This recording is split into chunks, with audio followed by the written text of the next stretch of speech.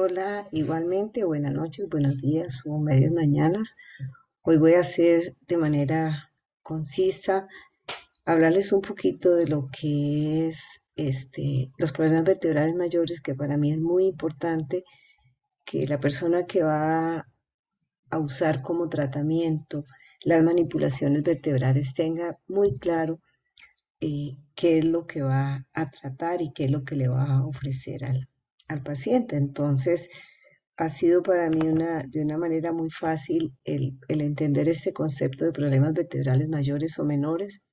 Es mucho de la escuela europea que lo divide así y solamente otra vez hacerles un pequeño recordatorio anatómico porque van las estructuras donde nosotros vamos a trabajar, pues es la unidad funcional que se va a caracterizar por tener un cuerpo vertebral, el disco, un cuerpo vertebral anterior, va a estar el ligamento longitudinal anterior, el posterior ligamento longitudinal posterior. Recordemos que a nivel de L, alrededor del nivel de L3, L4, L5, S1, dependiendo donde uno lo lea, el ligamento longitudinal posterior se va haciendo más delgadito, va haciéndose muy delgado, de manera que a nivel de S1 podría ser casi un filum y eso hace que se pierda la protección en la pared posterior de la vértebra de ese disco y por eso dicen los estudiosos que las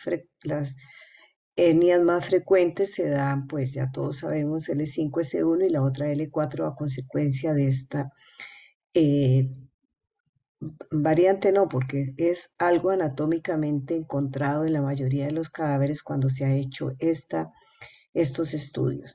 Recordemos el agujero de confusión que va a estar limitado por el disco intervertebral, va a estar limitado por aquí abajo estarían las interapofisiarias y que los cambios que se puedan dar en esos eh, partes anatómicas es lo que va a hacer que se reduzca ese agujero de confusión, que para recordatorio es de que cuando se hace la flexión de esa unidad funcional, el disco intervertebral se presiona de adelante para atrás y si hay una ruptura del anillo fibroso, pues es muy probable que el núcleo pulposo pueda salir y comprimir esta raíz nerviosa que como aquí ustedes la ven, viene una rama anterior y la famosa rama posterior, que cuando hacemos extensión ocurre lo contrario.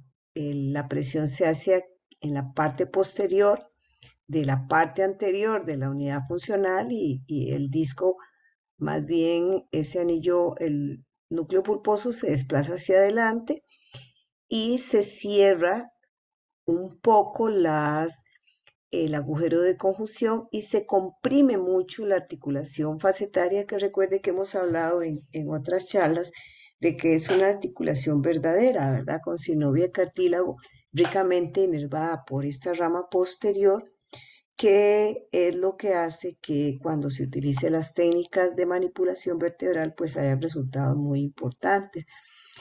Este, otro dato para tenerlo presente es los ligamentos inter y supraespinoso y todo este conjunto es lo que vamos a tener en cuenta cuando vamos a realizar una manipulación vertebral. Aquí en una vista, podríamos decir, póstero anterior, las facetas, las transversas, las espinosas, que recordemos el ligamento longitudinal posterior que viene en la parte posterior del cuerpo vertebral, se reduce enormemente aquí atrás y por eso es que ya sabemos por qué es más frecuente las lesiones de hernia a estos niveles y las correspondientes raíces que se lastiman. Cuando uno hace la valoración para manipular, hay que tener muy claro este triángulo. Aquí hay estructuras muy sensibles que muchas veces echando opción, y ustedes que ya tienen la posibilidad de hacer infiltraciones bajo guía de ultrasonido, todavía les queda mucho más fácil. Nosotros en nuestro tiempo era puro referentes anatómicos, que recuerden que a nivel de la cresta ilíaca está L4, L5, ¿verdad? Para ubicarnos, que aquí viene uno de los ligamentos que fácilmente sufre esguinces, como es el ligamento iliolumbar.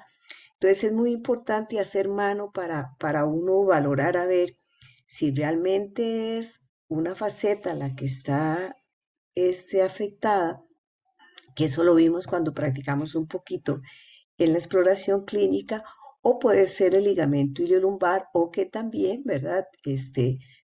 Yéndonos un poquito más abajo, pues las sacroiliacas. Entonces sí tenemos que tener ese cuidado y no dejar de lado también estructuras como el cuadrado lumbar, que puede tener una miositis y darse ahí un punto celulomiálgico, o dar positivo un pinzado rodado por una afectación a nivel del cuadrado lumbar, o también los músculos multífidos que también se pueden desgarrar y provocar dolor. Entonces, este triángulo es perfectamente candidato a, si uno logra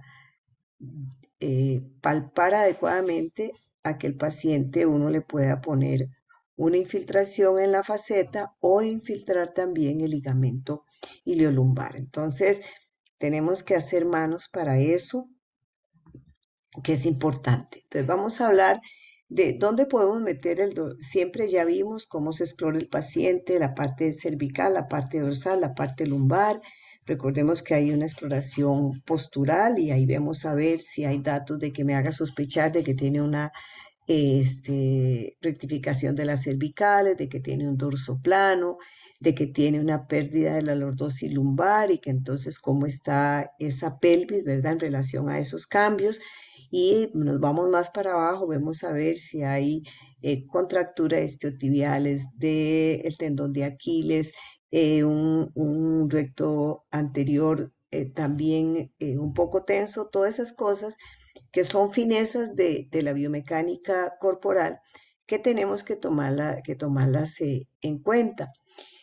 Y luego hacer las respectivas valoraciones neurológicas, neurológica en general, siempre valorar reflejos, valorar sensibilidad, buscar reflejos patológicos, y luego pruebas especiales, ¿verdad? Que ya habíamos hablado, las que usamos para nivel cervical, las que usamos para lo más frecuente, que serían las lumbares, que ya ustedes también la conocen, el ASEG, el FLIP, el Wasserman, el Ballet, el Jolt. Esas pruebas que son especiales, yo las llamo pruebas especiales, para descartar que haya alguna afectación de la rama anterior, porque de principio cuando uno hace manipulaciones siempre está pensando en que lo que va a dar ese estímulo, por así decirlo, ese bloqueo del dolor, va a ser para la rama posterior, aunque los grandes maestros también, ellos sí se animan a hacer manipulaciones para reducción de eh, una hernia discal, como lo habíamos visto la vez anterior, pero bueno, en el caso mío yo me quedo nada más con las intervertebrales. Entonces, estas son todas las causas que yo puedo, en lo que es patología vertebral menor, echarle la culpa. Entonces, yo sé que es muy trillado decir la obesidad, pero vean en esta parte, 1 kilo de sobrepeso. Ya todos sabemos sacar la relación entre peso y estatura. 1 kilo de sobrepeso va a provocar un aumento de la presión hasta de 4 kilos en ese espacio L5 y S1, que es uno de los más vulnerables. Y si ustedes revisan, van a ver que a nivel de cadera y a nivel de rodilla se va a dar ese mismo fenómeno. Entonces, obviamente, que una persona obesa en algún momento de su vida va a tener más posibilidad de tener afectación, y es muy probable que todo ese desequilibrio también pueda provocar una irritación a nivel de las facetas con un pinzamiento de la rama posterior y se desencadene alguna molestia. Igual con malas posturas ahorita que hay mucha gente haciendo trabajo en sus casas, que me ha tocado valorar gente que yo digo, ¿y cómo parte de uno, digamos en el caso nuestro como fisiatras, y también mucho del terapeuta, tiene que estar en esto muy, muy atento, qué posturas tiene a nivel laboral, que ya un problema es de que no se muevan cada hora y más problema es si tienen una postura que le puede provocar alguna alteración. Entonces, es importante nosotros tener en cuenta estas maneras de comportarse el individuo en los diferentes espacios en que se mueva y las posturas son una causa de eso. Cosas, por ejemplo, en un té, que en esas mesas largas, ¿verdad? Ya ahora uno está en redondas, pero antes hacían esas, o todavía yo creo, esas mesas largas que la gente pasa con una flexión y rotación del cuello un montón de horas para conversar y eso hace de que se pueda dar alguna molestia a nivel cervical y que pueda terminar en un síndrome de facetario. Igual la fatiga, un músculo que por mucho tiempo tiene que estar sosteniendo. Recuerde que los músculos del core son músculos tónicos, que los de las apéndices o de las extremidades son músculos fásicos, que los músculos del core tienen más capacidad de soporte, ¿verdad? Fibras tipo 1 muy rojas, con mucha mitocondria, que son difíciles de provocar fatiga, pero que sí el sobreentrenamiento, como sucede en la vida, puede ser de un deportista, pero también de una persona común y corriente, puede provocarle molestia por esa fatiga y dejar más vulnerable esa zona del core a ese sujeto.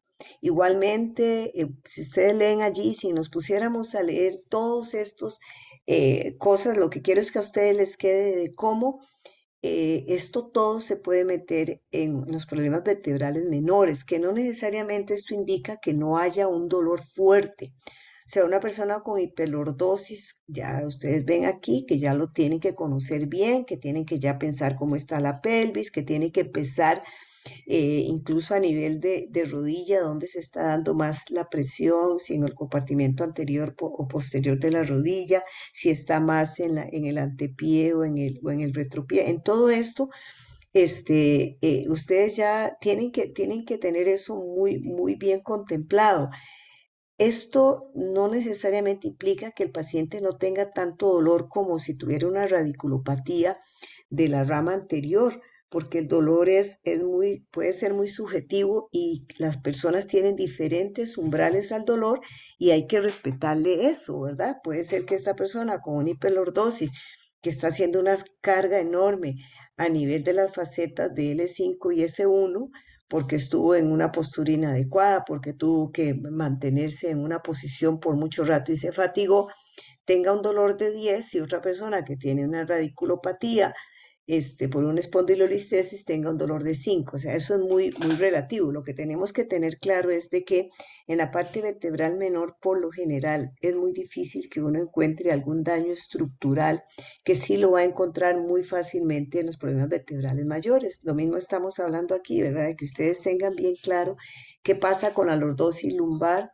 cuando se modifica el ángulo de la pelvis y de ahí para abajo, qué está pasando en todas las demás estructuras y que uno se haga un imaginario de todos los músculos que están allí, que están relacionados con estas articulaciones, qué pasa y si esos músculos están sufriendo una gran tensión que los hace predisponerse a tener movimientos que no son bien controlados y a la de menos provocar algún síndrome facetario. No nos debemos de olvidar de los defectos posturales, sea como sea, ya sea a nivel del pie, a nivel de la rodilla, alteraciones a nivel de cadera por síndrome de pinzamiento, todo eso hace que ese sinergismo de las masas musculares tónicas y fásicas se pueda ver afectado y pueda ser más sensible a un individuo que además de tener eso pueda presentar un síndrome facetario. También no olvidemos la parte económica, ¿verdad? Aquí tienen que no encarar al paciente de una manera poco glamorosa, ¿verdad? Sino ser uno desconfiado porque puede ser que nos quieran engañar, pero para eso está una historia bien completa. Acuérdense de poner siempre la historia clínica y de incluso a veces poner en este momento no encuentro alteración neurológica, no encuentro que las pruebas para descartar radiculopatía sean positivas. Eso es importante porque también tenemos que parar las personas que quieren una ganancia secundaria, ¿verdad? Entonces es importante, y les digo, léase las de Waddell, son test que se usan para uno ver si el paciente está queriendo engañarnos, y la de Hoover con H-O-V-R, Waddell y Hoover, que son técnicas que es importante que uno las conozca para cuidarse en el momento de hacer un buen examen clínico, para descartar patología como tal, pero tampoco para seguir el juego a los pacientes. Vamos a hablar de los problemas vertebrales mayores. Recuerde que constituyen un 15% de los dolores lumbares, un 85% pueden ser por todas esas causas que hablamos, un 15% pueden ser de esas en términos generales. Ustedes van a tener que leer mucho de esto porque es algo que uno va a ver cotidianamente y vamos ahí a empezar. Ustedes hablaron de la escoliosis y el dolor lumbar, ¿verdad? La mayoría de los escritos, dependiendo de los maestros que uno busque, si es europeos o norteamericanos, hablan de que las escoliosis lumbares, por su ubicación anatómica y por el tipo de la morfología que hace que tengan que soportar más peso, pueden tener más dolor, pero honestamente, como decía Cobb, veamos pacientes y no radiografías. Hay pacientes que puede uno encontrar una gran alteración en el plano frontal, que son apenas curvas de 10 grados o menos, y que eso hace que esté provocando una gran alteración, sobre todo en lo que es el eje de la plomada, y eso ya es suficiente para uno pensar de que a la de menos el paciente en este desequilibrio que está teniendo en todos los planos puede tener dolor. Entonces, aunque los estudiosos dicen que en mayores de 30 grados, pues no dejemos de hacer el ADAMS y de hacer radiografías, incluso medirlas si encontramos algo, y por lo menos explicar. A ver, recuerden, también les digo, por lo menos es parte de mi experiencia, solo las lumbares se compensan y no necesariamente tener que compensar todos los milímetros, ¿verdad? De diferencia. Yo nunca mando medición de miembros inferiores a pura eje de la plomada, es que meto las compensaciones. Y porque hay que pensar en nosotras las chicas, ¿verdad? De que el tipo de zapato, la, el, la parte del contrafuerte es corto y con 5 milímetros ya anda uno chancleteando, ¿verdad? Entonces, tras de eso, tener que estar haciendo el esfuerzo porque está chancleteándole el pie, pues no, es muy feo. Entonces, generalmente yo en eso mando 5 milímetros solo para dar el estímulo propioceptivo de esa alza, y si uno ve en SROT, pues señala a tirar la cadera hacia la derecha, pero recuerden eso, aunque dice que son las mayores de 30 grados, recuerden que si hay mucha desproporción en el plano frontal, es mejor hacerle caso a esas curvas. Por eso digo curvas, porque probablemente, de hecho, van a medir menos de 10 grados.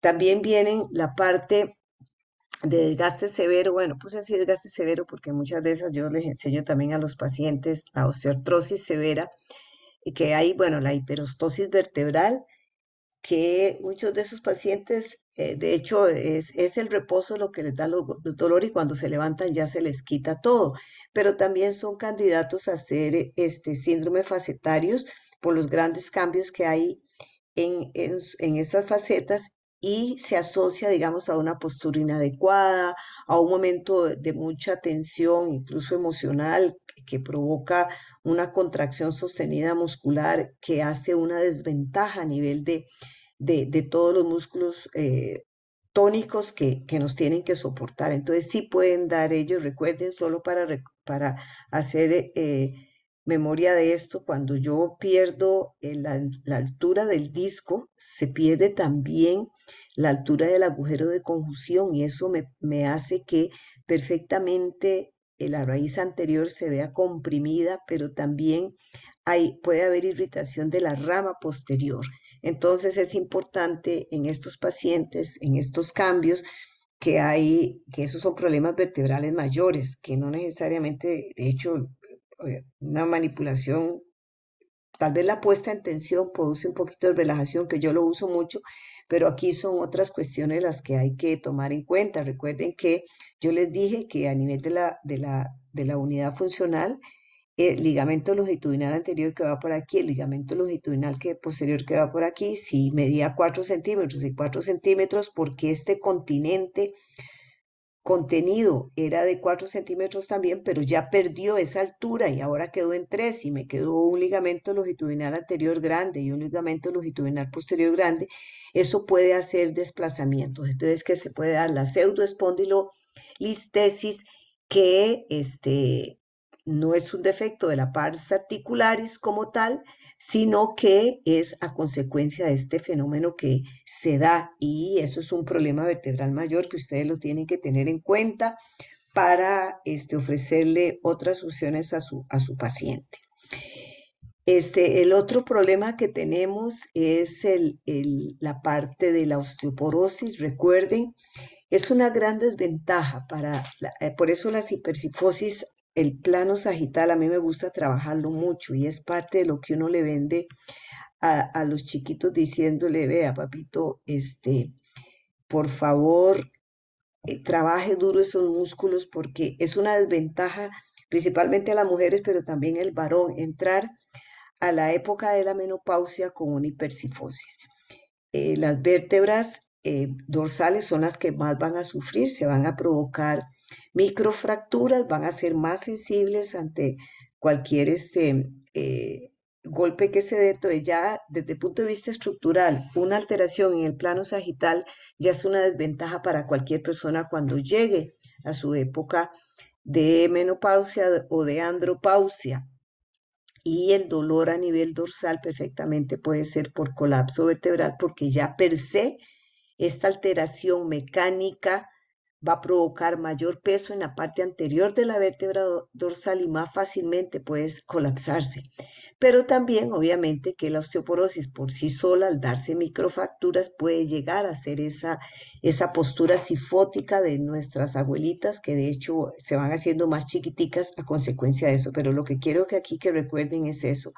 Por eso hay que trabajar duro con los niños y las niñas con hipercifosis, porque van a tener una gran desventaja de entrar a su vida menopáusica, posmenopáusica, andropáusica, si llevan una columna que tiene una hipercifosis. También, bueno, recuerden, ya ustedes sí saben los sitios más frecuentes de fractura, ¿verdad? Que no podemos olvidar a nivel de T11, T12, L1, que son de las fracturas que se pueden presentar secundarias a osteoporosis, con caídas mínimas, con un golpetazo en que se va un carro, en un montón de huecos que tenemos nosotros, cosas de esas. Y recuerden siempre, los niveles de transición a nivel vertebral son los más sensibles. Entonces, a nivel de la columna dorso-lumbar, esa charnela que se da entre T11, T12 y L1, ese momento de transición desde el punto de vista biomecánico hace muy vulnerable esa zona, y hay que descartar siempre una fractura por osteoporosis, y ya por otras causas de que se puedan dar pues las metastásicas, que aquí las vamos a ver. Recordar siempre, todo paciente que haya tenido un cáncer de mama, el cáncer de próstata, pulmón, cualquier lesión a nivel de piel, si tiene el antecedente o concomitantemente un linfoma, esos van a ser las más frecuentes de poder encontrar lesiones. Entonces, tienen que estar muy atentos a eso como problemas vertebrales mayores en una historia clínica bien hecha, o un dolor, las banderas rojas, que eso se los dejo para que ustedes lo aprendan solo. El punto no es lo que quiero es hacer como un review nada más de los problemas vertebrales mayores. Recuerden también el el dolor lumbar de súbito, así como un dolor ya sea localizado de cervical con irradiación a brazos, de dorsal con irradiación en banda, de lumbar con irradiación a pierna, donde no, la historia clínica no es coincidente con ninguna caída, con ningún golpe. Uno tiene lo primero que pensar, es un bendito herpes zóster, ¿verdad? Que hace poquito se nos pasó uno, pero puede pasar. Es pensar en eso, pero también un dolor lumbar de rápida que aparezca súbitamente como parte de esas banderas rojas y con alteraciones sensitivas, uno ya puede pensar en una trombosis de la arteria espinal anterior, principalmente de esa famosa ramita, la Adam-Kiewicz, que es una de las que se puede ver afectada. Entonces, esos dolores lumbares así súbitos, muy aparatosos, hay gente que es muy exagerada para el dolor, pero generalmente tratemos de pensar en eso. Y no se les olvide arriba en la imagen esta arriba que también el mieloma múltiple, ¿verdad? Que es otra de las causas de este dolor, que aunque es más insidioso, este dolor por las trombosis de espinal anterior sí es más súbito y obviamente que se acompaña rápidamente de un deterioro neurológico. Y la otra causa son las vías hematógenas, ¿verdad? No nos olvidemos, esos dolores súbitos con ataque al estado general, sobre todo los que están en urgencia, ¿verdad? Pacientes que vienen con ataque al estado general, que vienen con fiebre, o sea, un dolor lumbar común y corriente, aunque sea vertebral mayor, que no sea de estas causas, porque va a dar fiebre, porque va a dar ataque al estado general. Entonces tenemos también que pensar en esas posibilidades. Ahí se las dejo para que lo tengan ustedes pendiente como parte de los problemas vertebrales mayores, como esta imagen aquí, muy típica, ¿verdad? Dolor de espalda muy súbito que se asocia a parestesias, que rápidamente hay debilidad, que hay compromiso de esfínteres siempre. Cualquier dolor lumbar usted pregunte, eso pregúntelo como siempre y usted lo deja constatado en el expediente de que en ese momento no, paciente niega esto y esto y esto, porque también no es para defenderse uno, sino también para que si hay cambios de una hora u otra, lo tengan. Aquí es importante que ustedes tengan presente y que yo se los dimos a ustedes en la insuficiencia arterial periférica de cómo hay que hacer la diferencia en claudicación neurógena y claudicación arterial. Recuerden eso, Willas, no se les olvide de ver coloración, ve ahí si las faneras tienen algún cambio, cómo están los pulsos, o sea, eso es importante porque puede ser que se esté tratando no de una trombosis de un síndrome espinal anterior, ni que se esté siendo un absceso, sino que sea una trombosis de las ilíacas, o más bajo, lo que sea, y que estemos pensando en eso. La estenosis de canal se va a asociar siempre a cambios artrósicos severos. Recuerde que hay una claudicación neurógena, como lo mencioné anteriormente, y una claudicación este, arterial. Es un diagnóstico, hay que hacer el diagnóstico diferencial. La diferencia, valga la redundancia, entre estas dos entidades es generalmente, bueno, varones mayores de 60 años que han sido fumadores. Es muy importante, no se les olvide esto, por favor, a todos los chiquillos, no se les olvide esto.